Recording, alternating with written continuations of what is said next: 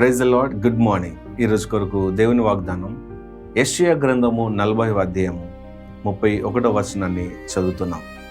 యెహోవా కొరకు ఎదురు చూచువారు నూతన బలము పొందుదురు.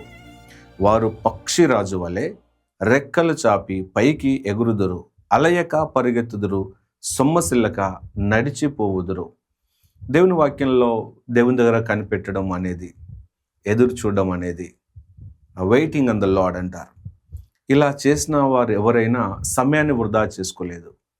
దేవుని దగ్గర కనిపెట్టి ఎదురు చూసిన వారు దేవుని చిత్తం కొరకు, దేవుని ప్రణాళిక, ఆశీర్వాదం కొరకు, దేవుని సమయం కొరకు ఎదురు చూసిన వారు చాలా సంవత్సరాలు ఎదురు చూశారు.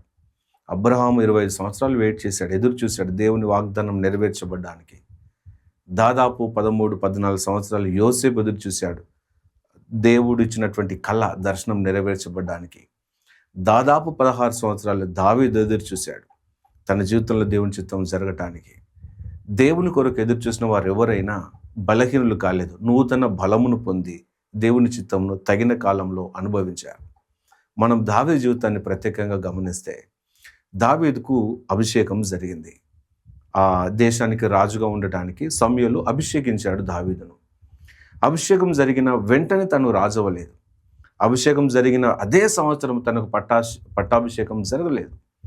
తనకు అభిషేకం జరిగిన తర్వాత ఇన్ఫ్యాక్ట్ తన జీవితంలో అన్ని ప్రతికూలమైన పరిస్థితులు ఎదురయ్యాయి. సౌలు దావీదును చంపడానికి ప్రయత్నం చేశాడు. ఆ దేశానికి రాజే దావీదును చంపడానికి ప్రయత్నం చేస్తూ ఆయన వెనుకబడ్డాడు. దావీదు తన ప్రాణం అరచేతులు పెట్టుకొని అడవిలోకి పారిపోయాడు, కొండల్లోకి, లోయల్లోనికి పారిపోయి పొరుగు దేశాల్లోని కూడా వెళ్ళిపోయి తన ప్రాణంను కాపాడుకున్నాడు దావీదు. ఈ దాదాపు 16 సంవత్సరాలు దావీదు అడవిలోనే ఉన్నాడు. అడవిలో తిరుగుతూ, సంచరిస్తూ, పట్టణంకి వచ్చినా, ఇంటికి వచ్చినా, ప్యాలెస్కి వచ్చినా సౌలు చంపుతాడు. ఆ భయంతో ప్రాణం అరచేతులు పెట్టుకొని దావీదు వెళ్ళిపోయాడు. ఇక్కడ ఈ 16 సంవత్సరాల కాలంలో దావీదు దేవుని దగ్గర కనిపెట్టడం మానలేదు, విశ్వసించడం మానలేదు, దేవుని వాగ్దానమును విడిచిపెట్టలేదు. దేవుడు వాగ్దానం చేసినటువంటి దేవుడు నమ్మదైనవాడు. నా జీవితంలో దేవుని వాగ్దానం నెరవేర్చబడుతుంది అనే విశ్వాసంతో దావీదు నిలబడ్డాడు, దేవుని వైపు చూశాడు, దేవుని కొరకు ఎదురు చూశాడు. యువతల వైపు చూసినప్పుడు సౌలు సమూయేలు రాక కొరకు వెయిట్ చేయలేకపోయాడు, ఎదురు చూడలేకపోయాడు. అంటే తనకి సహనం లేదు, ఓర్పు లేదు. తను వెయిట్ చేయలేకపోయాడు, ఎదురు చూడలేకపోయాడు. కాబట్టి సౌలు తన సింహాసనం కోల్పోయాడు. దావీదు దేవుని దగ్గర, దేవుని కొరకు, దేవుని చిత్తం కొరకు ఎదురు చూడగలిగాడు. విశ్వాసాన్ని వదలలేదు కాబట్టి ఆయన సింహాసనం పైకి చేరాడు. ప్రియమైన వారులారా, ఈరోజు ప్రార్థనలో మనం ఒక ఆశీర్వాదం కొరకు ఎదురు చూస్తూ ఉంటాం. మీ ముందున్నటువంటి కార్యము ఎంత గొప్పదో, ఎంత పెద్దదో, మనం జయించలేనటువంటి కార్యం అయి ఉండొచ్చు. దేవుని కొరకు ఎదురు చూసినటువంటి మనందరము నూతన బలము పొందుతాము. తగిన కాలంలో దేవుని చిత్తమును, ఆ ఆశీర్వాదమును అనుభవిస్తాము. యెహోవా కొరకు ఎదురు చూసేవారు నూతన బలము పొందుదురు అని రాశారు. ఇక్కడ it is not about restoration, అంటే తిరిగి సమకూర్చడం కాదు. రెస్టోరేషన్ వేరు, రెన్యూవల్ వేరు. అంటే రెస్టోరేషన్ అంటే మనం ఒక వస్తువును పోగొట్టుకుంటే పోలీసు వాళ్ళు దాన్ని వెతికి మనకిస్తే అది రెస్టోరేషన్ అవుతుంది. పోయింది, మళ్ళీ మనకు వచ్చింది, అది రెస్టోరేషన్. రెన్యూవల్ అంటే మనకు ఏదైతే పోగొట్టుకున్నామో దాని స్థానంలో కొన్నిసార్లు నూతనమైనది ఇవ్వబడడం రెన్యూవల్ అయి ఉండొచ్చు. నూతన ఆరంభం అని కూడా అనొచ్చు. కొత్తగా ఆరంభించబడ్డం అంటే ఇన్ని రోజులను ఎదురు చూస్తే నూతనమైనటువంటి ఆరంభమును దేవుడు నీకు ఇస్తాడు. నూతనమైనటువంటి ప్రారంభమును, నూతనమైనటువంటి అధ్యాయమును, నూతనమైనటువంటి దిశను దేవుడు మనకిస్తారు.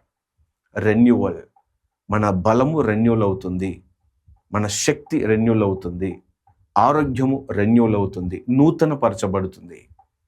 కాబట్టి నా ప్రియమైన వాళ్ళారా, దేవుని కొరకు ఎదురు చూసిన వారు ఎవరైనా సమయం వృధా చేసుకోవటం లేదు. దేవుణ్ణి నూతన బలమును మనం పొందుకుంటూ ఉన్నాం.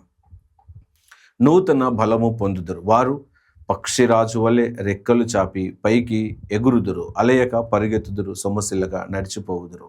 పక్షిరాజు వలె, ఇక్కడ ఒక పక్షిరాజును చూపిస్తూ ఉన్నాడు. పక్షిరాజు మేఘాల పైకి ఎగురుతుంది, అంత శక్తి బలం అనుకుంటుంది. అనేక గంటలు తను ప్రయాణం చేయగలుగుతుంది. అంత పైనుంచి కూడా కింద తన ఎరను చూడగలుగుతుంది. అలాంటి నూతనమైన బలమును దేవుడు మనకిస్తారు.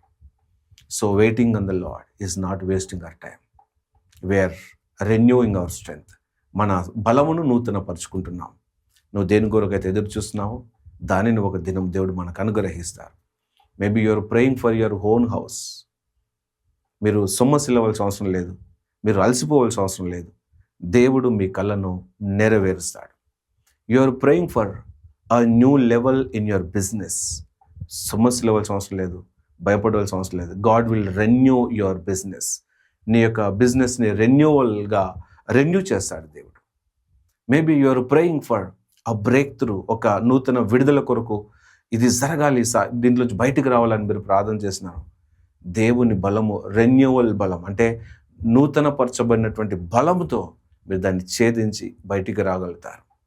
అలాంటి కృపను దేవుడు మనందరికి అనుగ్రహించును గాక. Let me pray for you. Father, in Jesus name, Yesu నామములో ప్రభువా, నా తండ్రి, యెహోవా కొరకు ఎదురు చూసి వారు నూతన బలము పొందుదురని తెలియజేశావు. మీ కొరకు కనిపెట్టు మా అందరిని దీవించండి. మా బలమును, మా శక్తిని, మా జ్ఞానమును, నడిపింపును నూతన పరిచి దీవించండి. మీ బిడ్డలు ప్రార్థన చేస్తున్న దానిని, మీ బిడ్డలో కలగంటున్న దాన్ని ప్రభువా వారికి దయచేసి ఆశీర్వదించండి. యేసుక్రీస్తు పరిశుద్ధమైన నామములో ప్రార్థిస్తున్నాము మా పరమ తండ్రి. Amen, amen. Have a blessed day. God bless you. Praise the lord.